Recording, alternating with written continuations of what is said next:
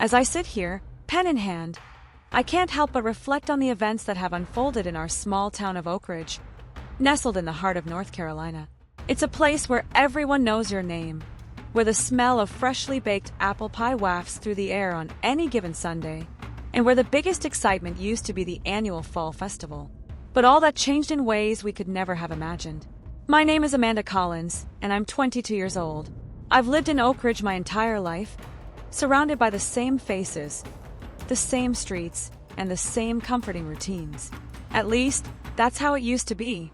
Now, as I look out my window at the familiar oak trees lining Main Street, everything feels different. Tainted. Changed. I suppose I should start at the beginning, though pinpointing exactly when things began to shift is harder than you might think. Was it last summer when Uncle Michael started acting strange? Or was it even earlier, hidden beneath years of family dinners, holiday gatherings, and seemingly innocent interactions? Uncle Michael, even writing his name, sends a chill down my spine. He was always the fun uncle, the one who would sneak us extra dessert when Mom wasn't looking, who taught me how to ride a bike, and who always had time for a game of catch in the backyard.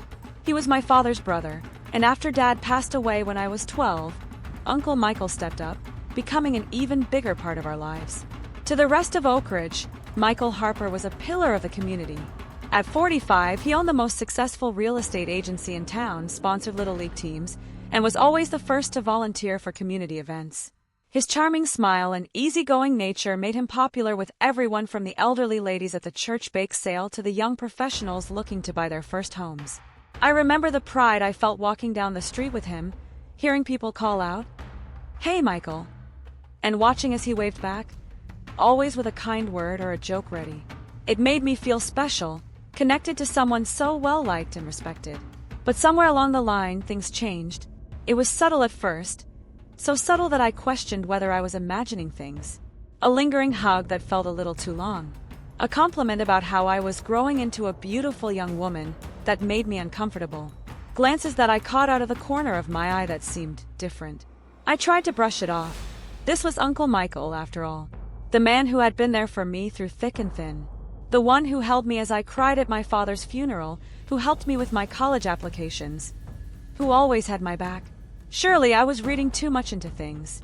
But as the months went by, the incidents became more frequent, more obvious. There were the accidental touches, the way he'd find reasons to be alone with me, the inappropriate comments disguised as jokes. I started to withdraw, to make excuses not to be around him. I saw the hurt and confusion in my mother's eyes, not understanding why I was suddenly avoiding family gatherings, or why I tensed up whenever Uncle Michael's name was mentioned. The worst part was the isolation. In a town as small as Oak Ridge, where gossip spreads faster than wildfire, I felt like I couldn't talk to anyone. Who would believe me? Uncle Michael was beloved by all. I was just a quiet, bookish girl who spent more time in the library than at parties. If I spoke up, would anyone take my side? I started to notice the whispers, the sidelong glances from neighbors when I walked down the street. Had someone seen something? Did they suspect? The weight of the secret I was carrying felt like it was crushing me, making it hard to breathe, hard to think, hard to just be. There was Mrs. Johnson at the grocery store, who used to always chat with me about my college plans but now averted her eyes when I passed by. Or Tom at the gas station, who would fall silent mid-sentence when Uncle Michael and I happened to stop by at the same time. The air in Oak Ridge began to feel thick with unspoken words and uncomfortable silences. I found myself spending more and more time alone, retreating into books and long walks in the woods behind our house. The forest became my sanctuary, a place where the whispers couldn't reach me, where the weight on my shoulders felt a little lighter. I'd sit for hours by the old creek, listening to the water babble over the rocks, wishing I could be as free and untroubled as those flowing waters. But even in my solitude, I couldn't escape the growing tension. It was like a rubber band being stretched tighter and tighter, and I knew that sooner or later it would snap. The question was, what would happen when it did? I started to notice changes in Uncle Michael too. His once easy smile seemed forced, his eyes darting around nervously when we were in public together. He became more insistent about spending time with me, calling the house multiple times a day, showing up unannounced. My mother, bless her heart, thought he was just being supportive, worried about me because I'd become so withdrawn. If only she knew. If only anyone knew. The truth was a monster growing inside me, clawing at my insides, desperate to be released. But every time I thought about speaking up, about telling someone, fear would close my throat. What if they didn't believe me? What if it tore our family apart? What if it destroyed the very fabric of our small town? Oak Ridge had always prided itself on being a close-knit community, a place where neighbors looked out for each other, where doors were left unlocked, and where tragedy was something that happened in other places, to other people. The idea that something dark and twisted could be lurking beneath the surface of our picture-perfect town was unthinkable. But the cracks were starting to show. I wasn't the only one who had noticed the change in Uncle Michael. His business partners at the real estate agency were whispering about erratic behavior, missed meetings, and strange phone calls. The ladies at the church were concerned about his sudden absence from Sunday services. Even the kids on the Little League team he sponsored had picked up on the tension. The way their once jovial coach now seemed distracted and short-tempered. As summer turned to fall, and the leaves on the oak trees began to change from green to vibrant reds and golds, I felt a change coming. The air was charged with an electricity that had nothing to do with the approaching storms. Something was going to happen. Something had to happen. It was a Tuesday evening when everything finally came to a head. I remember it clearly because it was supposed to be a normal family dinner, something we did every week. Mom had made pot roast, my favorite, in an attempt to cheer me up. Uncle Michael was there, of course. He always was. The conversation around the dinner table was strained, filled with long pauses and awkward attempts at small talk. I pushed my food around my plate, my appetite long gone. Uncle Michael kept trying to catch my eye, but I steadfastly avoided his gaze, focusing instead on the pattern of the tablecloth, tracing the floral design with my eyes over and over. And then, in the middle of my mother asking about work, Uncle Michael suddenly stood up, his chair scraping loudly against the floor. "I can't do this anymore," he said, his voice breaking. Mom and I looked at him in shock. His face was pale, his hands shaking as he gripped the edge of the table. "Michael, what's wrong?" My mother asked, concern etched on her face. But I knew. In that moment, looking into Uncle Michael's eyes, I saw the truth. The guilt, the shame, the fear. And I knew that the secret that had been eating away at both of us was about to come out. What happened next was a blur of confessions, tears, and shocked disbelief. The carefully constructed facade of our family, of our town, came crashing down around us. As the truth spilled out, ugly and raw, I felt a mixture of relief and terror. Relief that the secret was finally out in the open, that I no longer had to carry this burden alone. Terror at what would happen next, how our lives would change, how the town would react. In the days and weeks that followed, Oak Ridge was turned upside down. The news spread like wildfire, and suddenly our small town was thrust into the national spotlight. Reporters camped out on our front lawn, their cameras and microphones intrusive reminders of how public our private pain had become. The town was divided. There were those who rallied around us, offering support and condemning Uncle Michael's actions. Others couldn't believe it, defending him and casting doubt on my story. Friendships were strained. Families were torn apart as people were forced to confront the reality that sometimes the monsters don't hide under the bed, they sit at our dinner tables, coach our children's sports teams, and lead our community organizations. As for me, I felt like I was watching it all unfold from a distance, as if I was floating above my own life. The girl I used to be, quiet, studious Amanda Collins, seemed like a stranger now. In her place was someone stronger, someone who had faced her darkest fears and come out the other side. The road ahead is long and uncertain. There will be trials, both literal and figurative, to face. There will be days when the weight of what happened threatens to pull me under. But there will also be moments of unexpected kindness, of solidarity, of healing. Oak Ridge will never be the same. Neither will I. But as I sit here, watching the sun set over the hills, painting the sky in shades of pink and gold, I feel a glimmer of hope. It's small, fragile, but it's there. And for now, that's enough. This is not the end of the story. It's just the beginning. A beginning born from an ending. A truth emerging from a lie. A strength discovered in the midst of vulnerability. And as I close my journal and prepare to face another day, I know that whatever comes next, I am no longer alone. The secret is out, and in its wake, a new chapter begins, not just for me, but for all of Oak Ridge. As I sit here in the dim light of my bedroom, the weight of recent discoveries pressing down on me like a physical force, I can't help but marvel at how quickly life can change. It's been just 2 weeks since I stumbled upon those old documents in our attic, and yet it feels like a lifetime has passed. The Amanda who climbed those creaky stairs, curious about old family heirlooms, seems like a stranger to me now. Naive, trusting, unaware of the darkness that lurked beneath the surface of our seemingly perfect family. I remember the day clearly. It was a Saturday afternoon, and Mom had asked me to fetch some old photo albums from the attic for a scrapbooking project she was working on. The attic had always been a mysterious place to me, filled with the dusty remnants of our family's past. As I rummaged through boxes and trunks, my hand brushed against a small, ornate wooden box tucked away in a corner. Something about it called to me, and without really knowing why, I opened it. Inside, I found a collection of yellowed letters and documents, their edges frayed with age. At first, I thought they might be old love letters or perhaps documents related to our family history. But as I began to read, my blood ran cold. The letters, spanning over 2 decades, painted a picture of Uncle Michael that I could never have imagined. They spoke of incidents in other towns, of accusations swept under the rug, of payoffs and threats. With each word I read, I felt the foundations of my world crumbling beneath me. For days, I carried the weight of this knowledge alone, unsure of what to do or who to turn to. The uncle I thought I knew, the man who had been a second father to me after Dad died, was a stranger, a monster hiding in plain sight. I couldn't reconcile the Michael from these letters with the man who had taught me to ride a bike, who had cheered the loudest at my high school graduation. After a week of sleepless nights and internal turmoil, I decided I had to confront him. I chose a moment when we were alone, after one of our regular family dinners. As the dishes clinked in the sink where Mom was cleaning up, I asked Uncle Michael to step outside with me. My heart was pounding so hard I was sure he could hear it. "Uncle Michael," I began, my voice barely above a whisper. "I found some letters in the attic. Letters about you." I watched as the color drained from his face, his usual easy smile replaced by a look of panic. But it was gone in an instant, replaced by a mask of confusion and concern.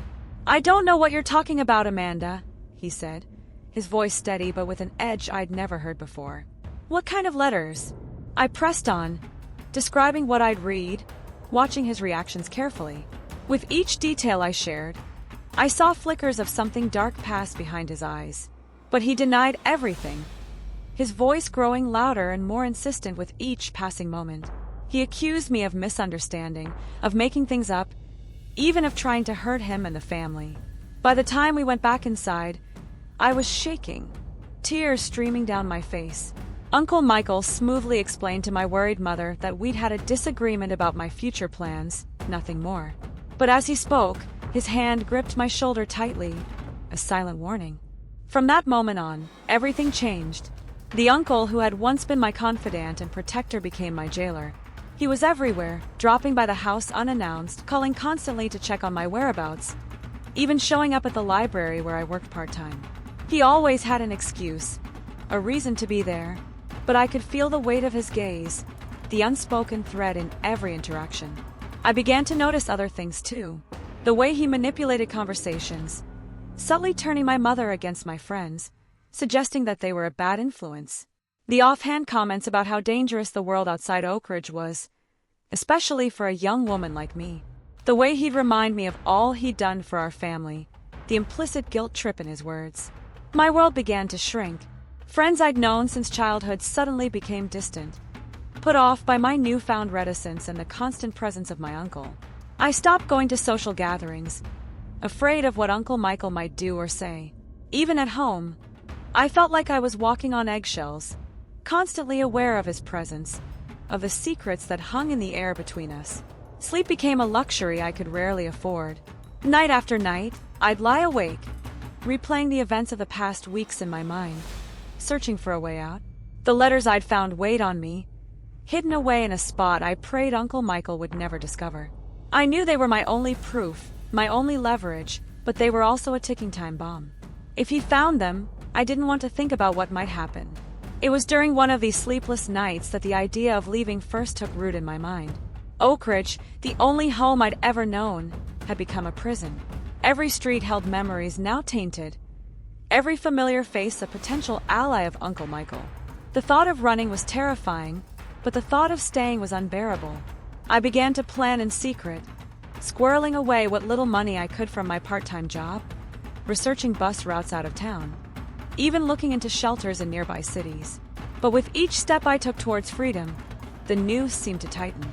Uncle Michael's visits became more frequent, his questions more probing. I could feel him watching me, even when he wasn't physically present. In desperation, I turned to my best friend, Sarah. We'd been inseparable since kindergarten, and if there was anyone I could trust, it was her. On a rare afternoon when I managed to slip away from Uncle Michael's watchful eye, I met Sarah at our old tree house in the woods behind her house. As we sat there, surrounded by the remnants of our childhood, faded posters, old toys, the initials we'd carved into the walls, I finally let everything spill out. The letters, the confrontation, the growing fear that had become my constant companion. Sarah listened in shocked silence, her eyes wide with disbelief and concern. "Amanda," she whispered when I'd finished, "you have to tell someone. The police, your mom, anyone." But the thought filled me with paralyzing fear. "I can't," I choked out. "You don't understand. He's got everyone wrapped around his finger. Who would believe me over him? I have to get out of here, Sarah. I don't know what else to do." Sarah hugged me tightly, promising to help however she could. For the first time in weeks, I felt a glimmer of hope. I wasn't alone in this anymore. But my relief was short-lived. The very next day, Uncle Michael cornered me in the garage as I was getting ready to leave for work. His face was a mask of barely contained rage. "I saw you with Sarah yesterday," he hissed, his fingers digging into my arm. "What did you tell her? What are you planning?" I stammered out a denial, but I could see in his eyes that he didn't believe me.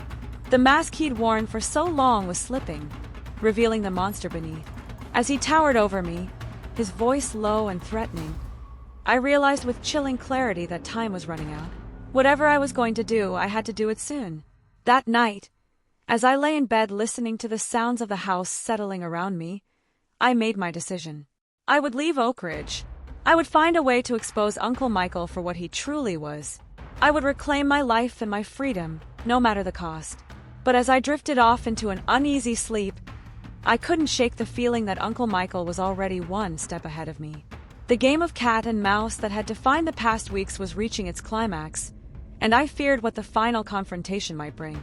In the quiet darkness of my room, with the weight of secrets and fear pressing down on me, I clung to a single thought.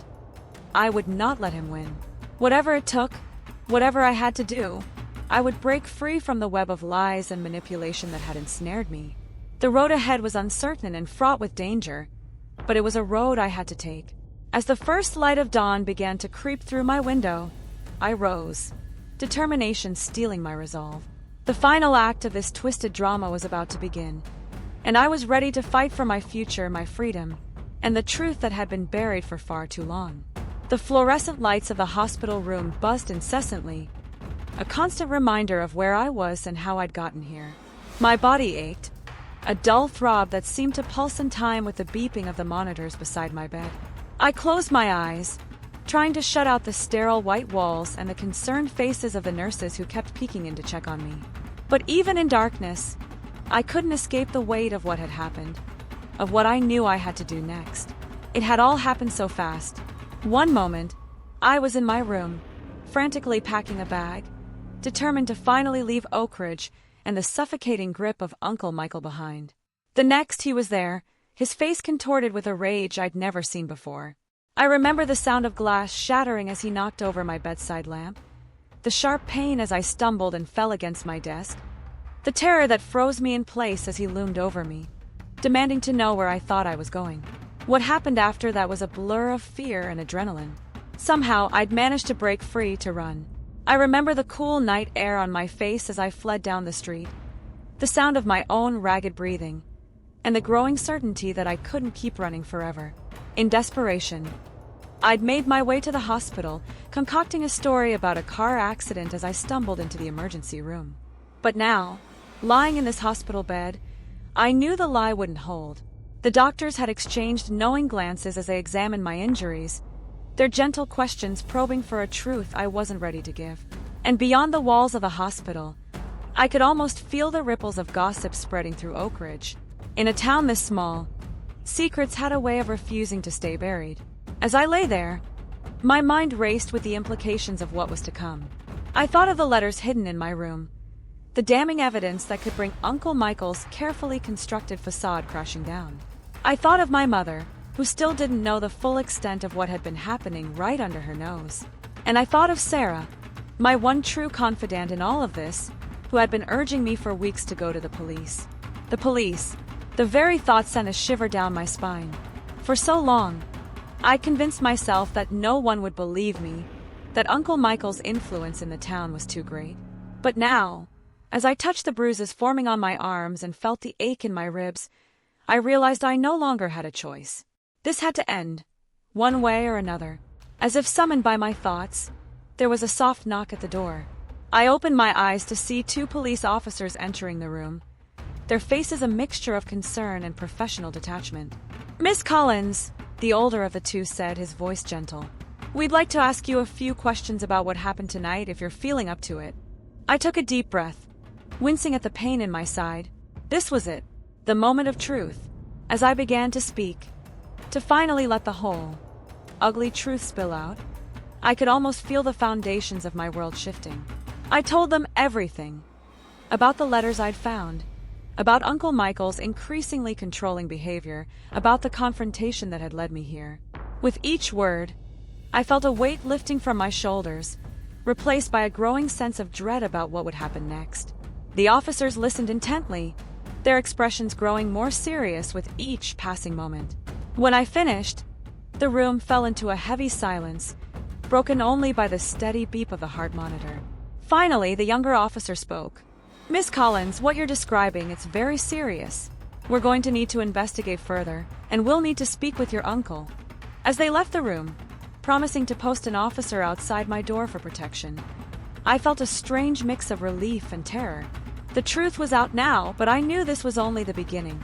Over the next few days, as I recovered in the hospital, the story exploded across Oak Ridge like wildfire.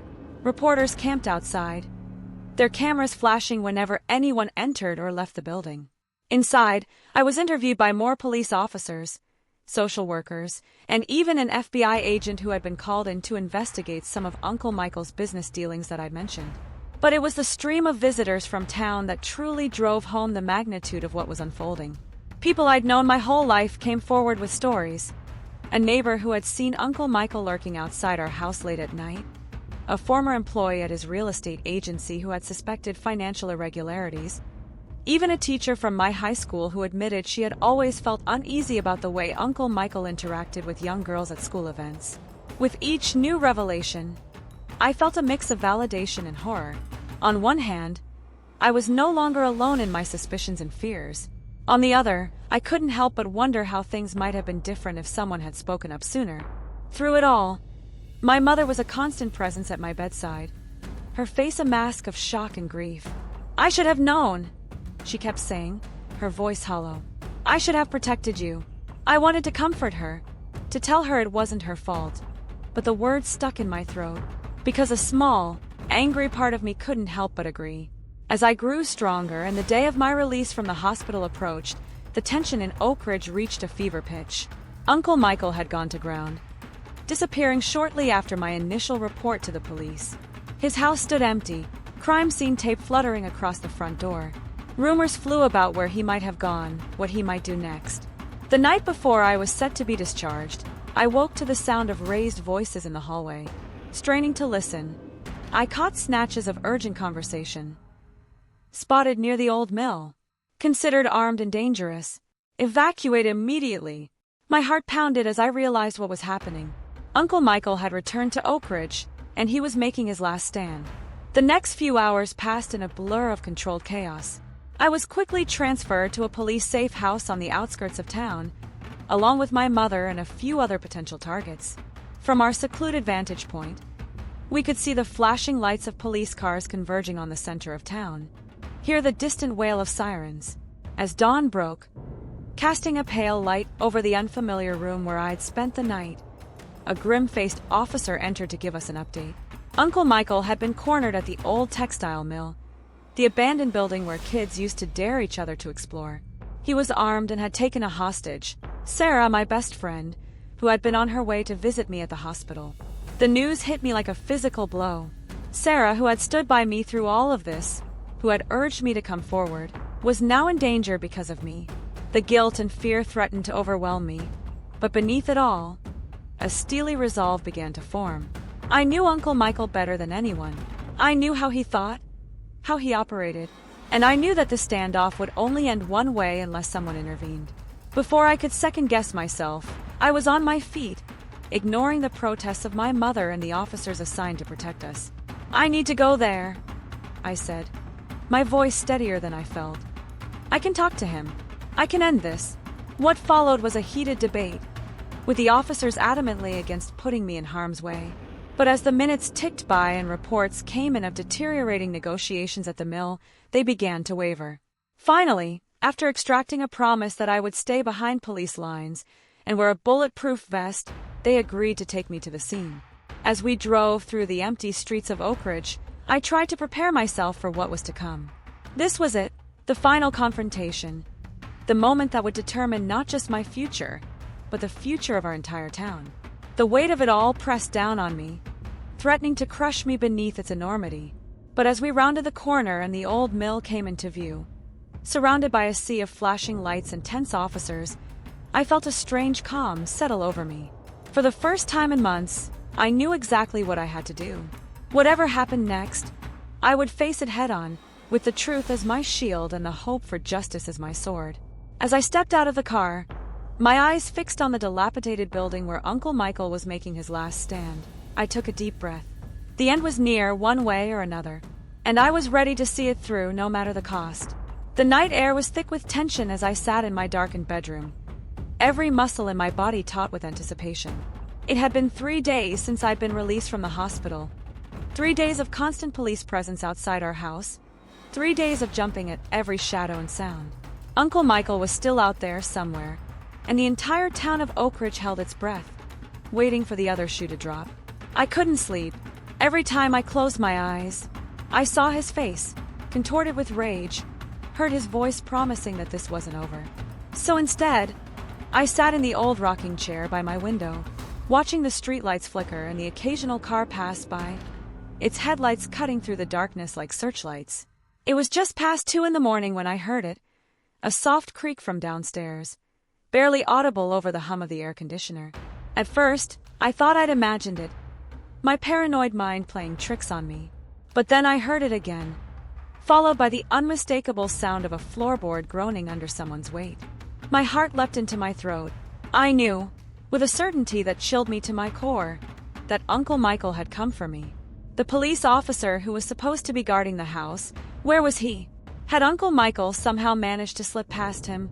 With trembling hands, I reached for my phone on the nightstand, intending to call for help. But as my fingers closed around it, I heard heavy footsteps on the stairs.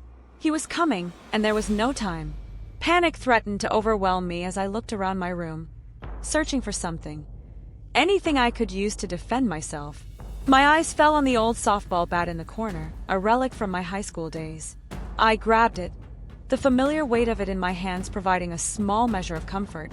I had just positioned myself behind the door when it burst open, slamming against the wall with a force that made me flinch. And there he was, Uncle Michael, his once familiar face, now a mask of desperation and fury. In his hand gleamed the dull metal of a gun, and my breath caught in my throat at the sight of it. "Amanda," he said, his voice a low growl that barely resembled the uncle I'd once known and loved. "You've ruined everything. Did you think I'd just let you destroy me?" I gripped the bat tighter, my palm slick with sweat. "Uncle Michael," I managed to choke out. "Please, you don't have to do this. We can still fix this." But I could see in his eyes that reason was long past. He took a step towards me, and I reacted on instinct, swinging the bat with all my might. It connected with his arm, and he let out a howl of pain and rage. The gun clattered to the floor, and for a moment, hope flared in my chest. That hope was short-lived. With a roar, Uncle Michael lunged at me, his hands closing around my throat. We crashed to the floor, the impact knocking the wind out of me. I clawed at his hands, gasping for air, my vision starting to blur around the edges. In that moment, as I fought for my life against the man who had once been my protector, I heard my mother scream from the hallway. The sound seemed to come from a great distance, muffled and distorted. But it was enough to distract Uncle Michael for a split second, his grip loosening just enough for me to draw in a ragged breath. With strength born of desperation, I brought my knee up hard, catching him in the stomach. He grunted in pain, rolling off me, and I scrambled to my feet, my lungs burning as I gulped in air. But Uncle Michael was far from done. He lunged for the gun, his fingers closing around it just as I made a dash for the door. I heard the deafening crack of a gunshot, felt the rush of air as the bullet whizzed past my ear, embedding itself in the doorframe. Time seemed to slow down as I ran down the hallway, my bare feet slapping against the hardwood floors. I could hear Uncle Michael behind me, his breath coming in ragged gasps, punctuated by the sound of more gunshots. Splinters of wood exploded from the walls around me as the bullets found their mark. I reached the top of the stairs, taking them two at a time in my desperation to escape.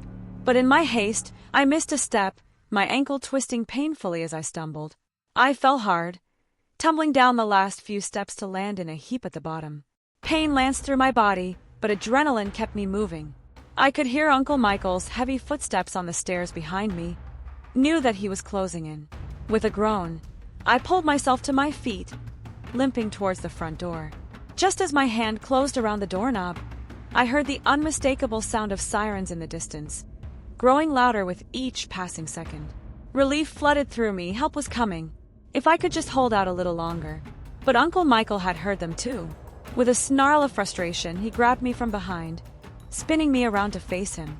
The gun was pressed against my temple, its metal cold against my skin. "It's over, Amanda," he hissed, his eyes wild with a mixture of fear and anger. "If I'm going down, I'm taking you with me." I closed my eyes, bracing myself for the end.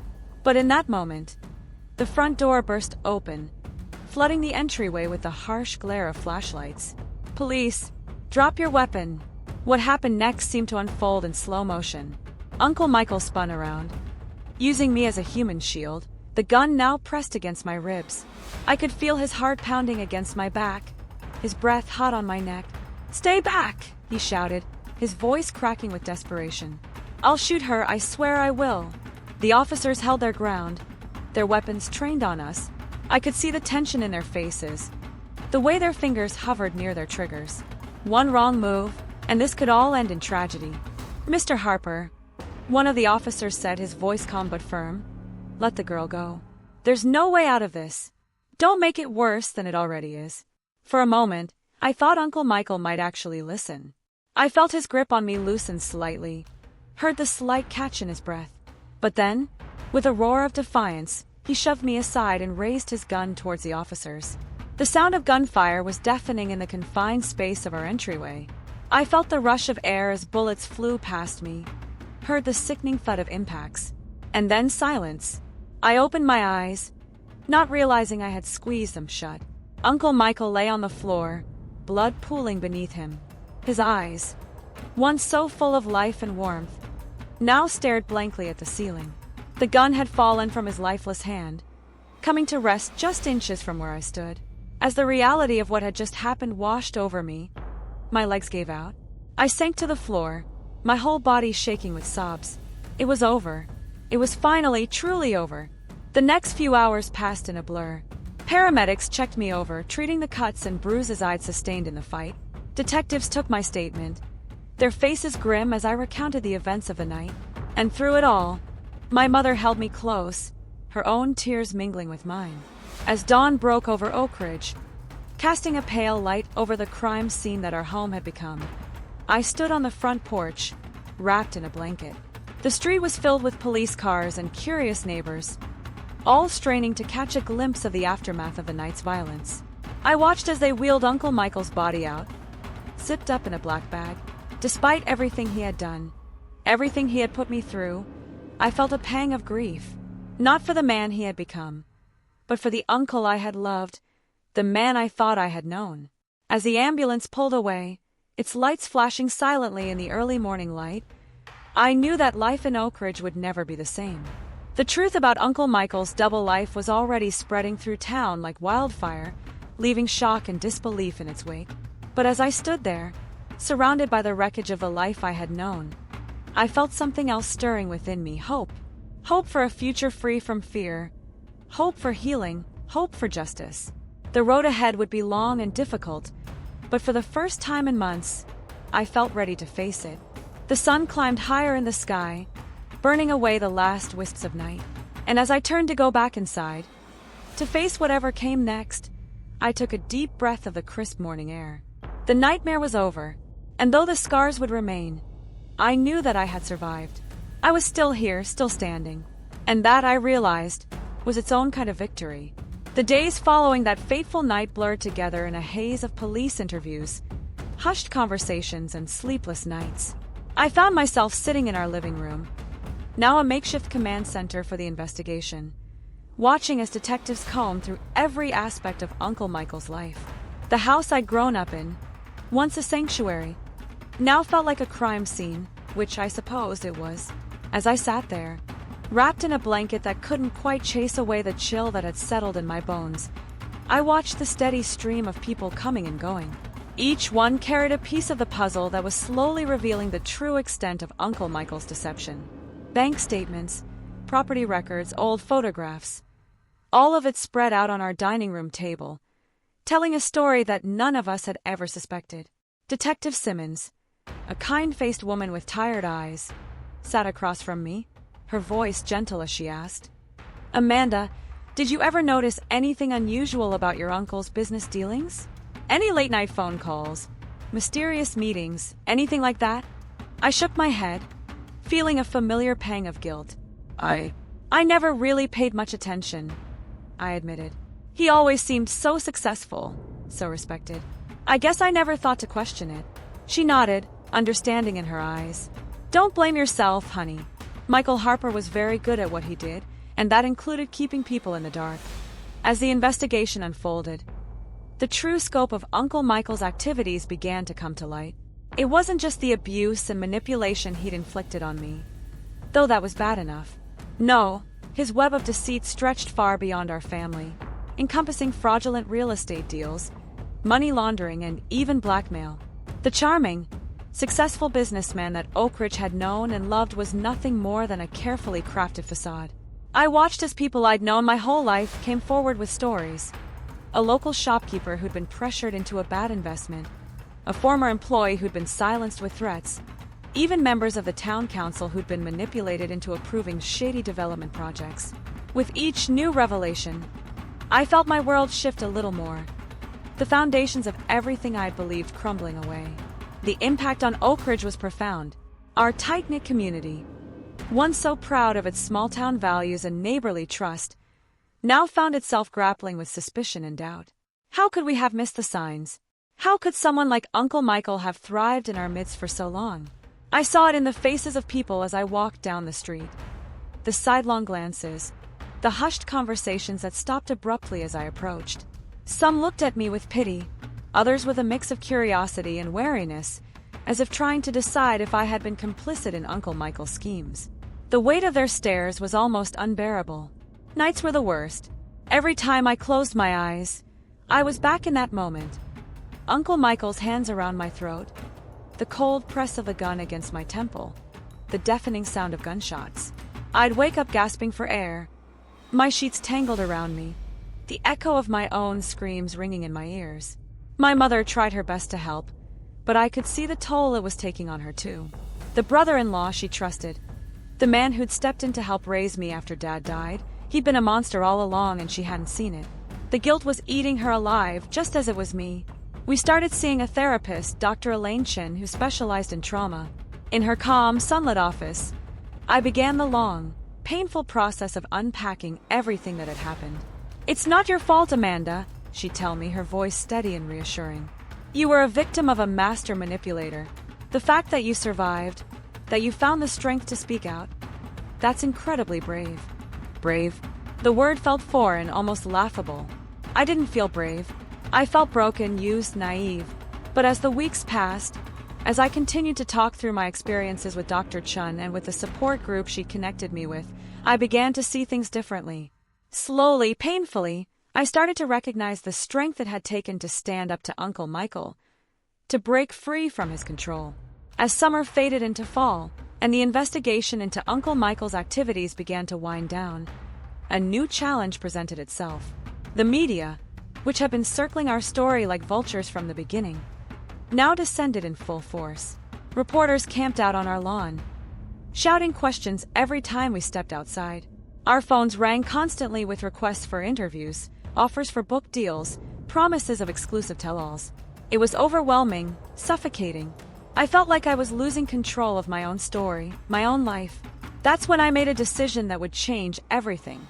I want to leave Oak Ridge, I told my mother one evening, as we sat on the porch watching the sun set over the hills. I can't stay here anymore. Everything reminds me of him, of what happened. I need a fresh start. She was quiet for a long moment, and I feared she might try to talk me out of it. But then she reached over and took my hand, squeezing it gently. I understand, she said softly. Where do you want to go?